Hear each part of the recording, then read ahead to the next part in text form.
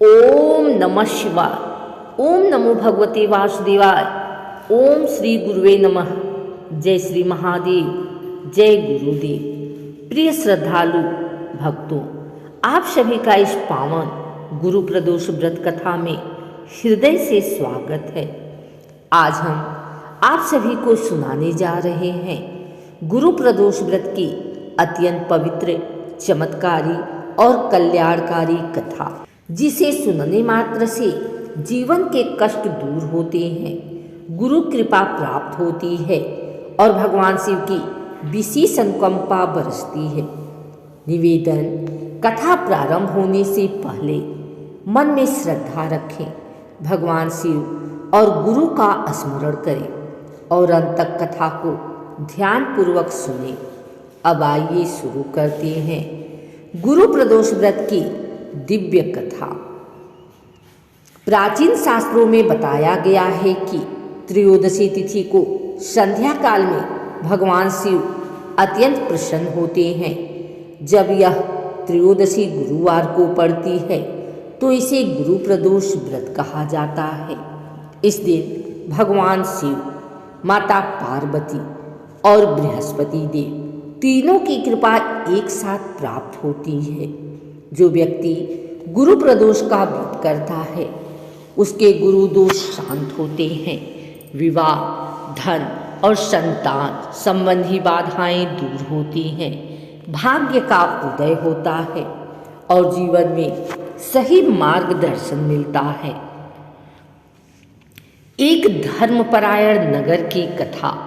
बहुत समय पहले धर्मनगर नामक एक सुंदर नगर था। उस नगर के लोग धर्म, सत्य और भक्ति में विश्वास रखते थे।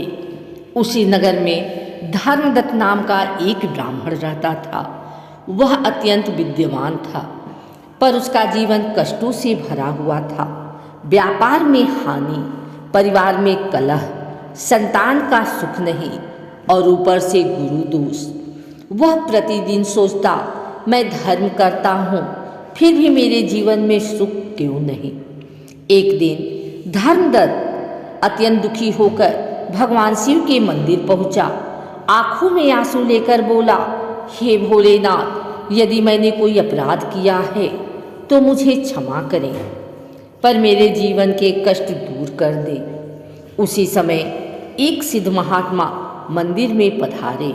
उन्होंने धर्मदत्त को रोते हुए देखा और बोले, वत्स, तुम्हारे कष्टों का कारण गुरु दोष और प्रदोष व्रत का अभाव है।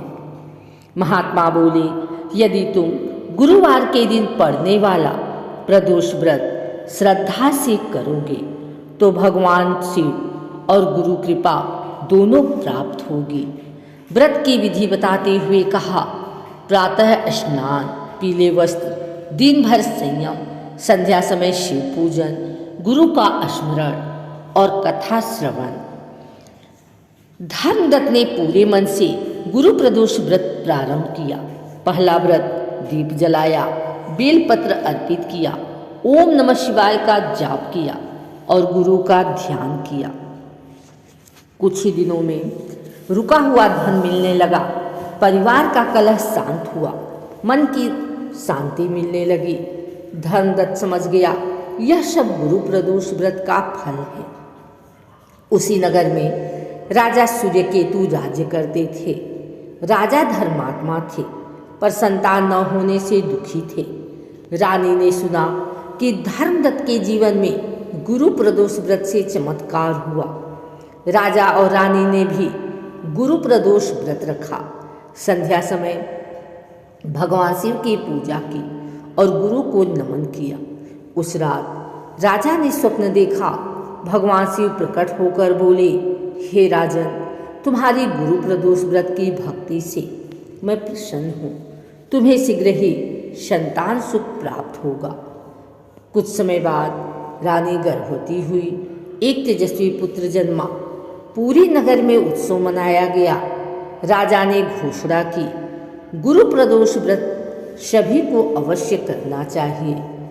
शास्त्र कहते हैं, एक गुरु प्रदोष व्रत 1000 अश्वमेघ यज्ञ के समान लगातार 16 व्रत, जीवन की सभी बाधाएं समाप्त।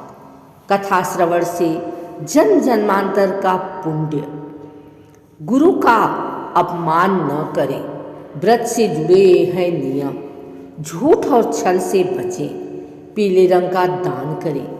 गाय, ब्राह्मण और गरीब की सेवा करें। यह कथा हमें सिखाती है, गुरु बिना जीवन अंधकार है। गुरु की कृपा से शिव कृपा मिलती है। सच्चे भाव से किया गया व्रत कभी निष्फल नहीं जाता।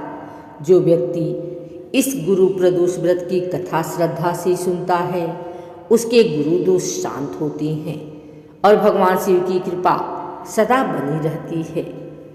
हे भोलेनाथ, हे गुरुदेव, हम सब पर अपनी कृपा बनाए रखना।